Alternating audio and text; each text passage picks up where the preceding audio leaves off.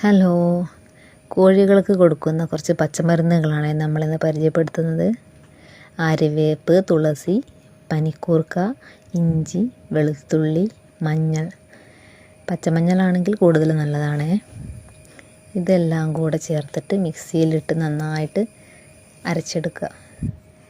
അതിനുശേഷം ഇത് നമ്മൾ ഒരു ബോട്ടിലേക്ക് മാറ്റി വയ്ക്കും.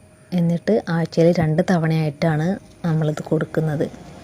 2-3 തവണ കൊടുക്കാം, 2 തവണ കൊടുത്താലും മതി. ആര്യവേപ്പ്, തുളസി, വെളുത്തുള്ളി, പനിക്കൂർക്ക, ഇഞ്ചി, മഞ്ഞൾ എന്നിവയൊക്കെ വളരെ നല്ലതാണ് കോഴികൾക്ക്. ഇത് കോഴികളുടെ പ്രതിരോധശേഷി കൂട്ടാനും പല രോഗങ്ങളും തടയാനൊക്കെ സഹായകരമാകുന്നുണ്ട്. കൂടാതെ ശരീരത്തിൻ്റെ അണുബാധകളെ ചെറുക്കാനുള്ളൊരു കഴിവൊക്കെ വർദ്ധിപ്പിക്കുന്നു. പിന്നെ പക്ഷിപ്പനി, ഈ കോഴി വസന്ത മൂലം ഉണ്ടാകുന്ന ഒരു കഫക്കെട്ട്, ചുമയൊക്കെ കാണാറുണ്ടല്ലോ കോഴികളിൽ.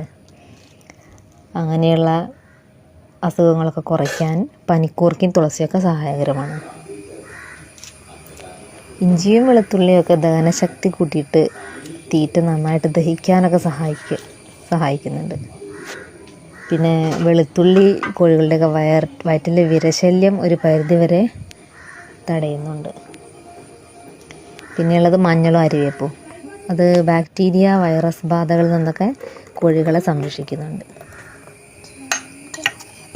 ഇത് നമ്മൾ അരച്ച് 2 തവണയാണ് നൽകുന്നത്.